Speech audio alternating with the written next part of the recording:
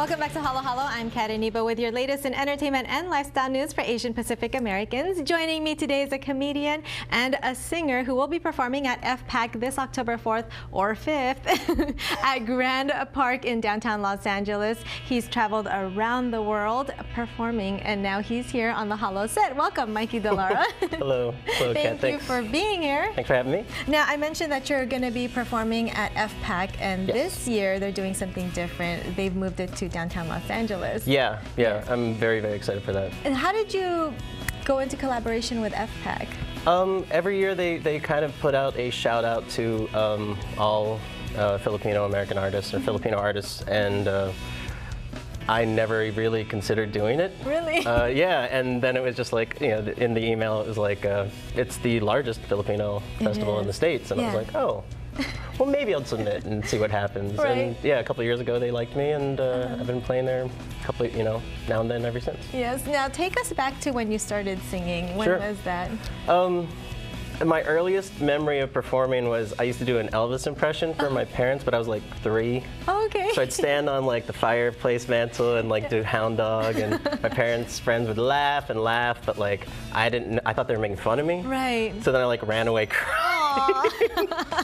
So yeah. But they actually enjoyed your performance. I have a niece and a nephew now, so whenever they perform for me, you love I love it, right? So I let them know I'm laughing with you. That's good, not at you. Yeah. Now, you were influenced by Elvis then, or who are some of your musical influences? Well, Elvis, just his persona, but musically it really kind of exploded with the Beatles, then like U2. I was really into Pearl Jam at the time. Yeah. These days I'm really into Ed Sheeran. I love him. He's phenomenally, he's actually talented. Yes, he is. He's refreshing. Actually talented compared to all the others that are out right now. Yeah, people come up and you're like, what have you done and what can you do? And he gets it with a guitar and you're like, oh, it's just him and the guitar. Yeah. That's kind of like you and the guitar. Too kind, too kind. So, what inspires you to write? Just being part of a story, telling a story that really is. When I don't know what does, it just sort of comes over you, and then if I'm lucky, I remember to write it down. What comes first? Is it the melody? Is it the song? For or me, is it's it the chords. The chords. Chords always come first for me because it's always fun and rhythmic, and then like I kind of let the chords sink in, and then the melody will kind of show up my door at some point. Okay. If that makes any sense. Now, I read that you've traveled the world, like Italy, Germany, all over the U.S. What's your favorite place to perform at? Australia. Australia? Australia is my favorite place in the world.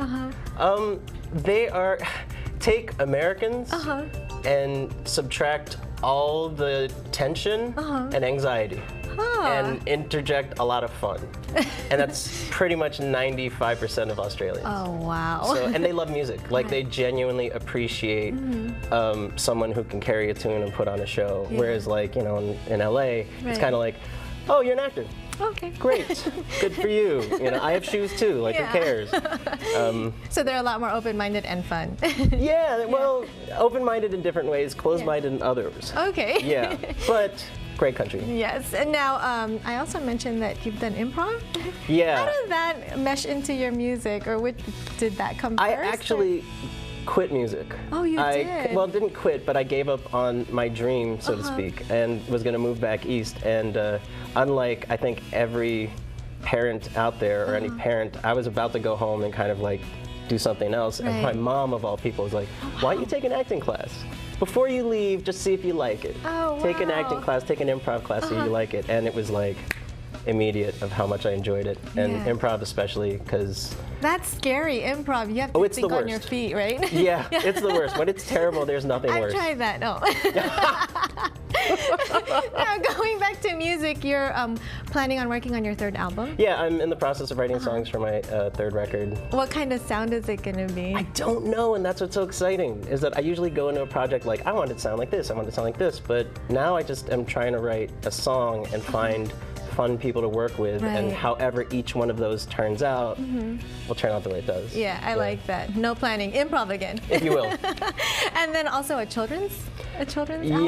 Yeah. I've been working on kids songs for since my niece and nephew were born. They're 5 and 7. Aww. So a great way to babysit is just bang on the guitar super hard, and then they dance, and then everybody stops crying. Right. So putting those to music, or putting lyrics to them and silly things. Oh, well, I can look forward to both of them.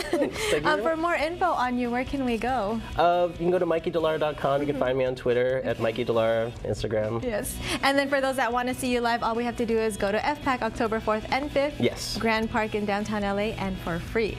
Yo, yeah, is it free? Yeah, it's free this year. Oh, fantastic. Wow. You're close to Chinatown, and there's going to be great food anyway. So. Yeah. We're going to take a quick break, but we're going to have you perform when we return. Cool. Thank you. Okay, thanks. For more information on Mikey de Lara, you can check out his Twitter or his YouTube channel, which is on your screen. But stay tuned because Mikey performs an original tune when we return.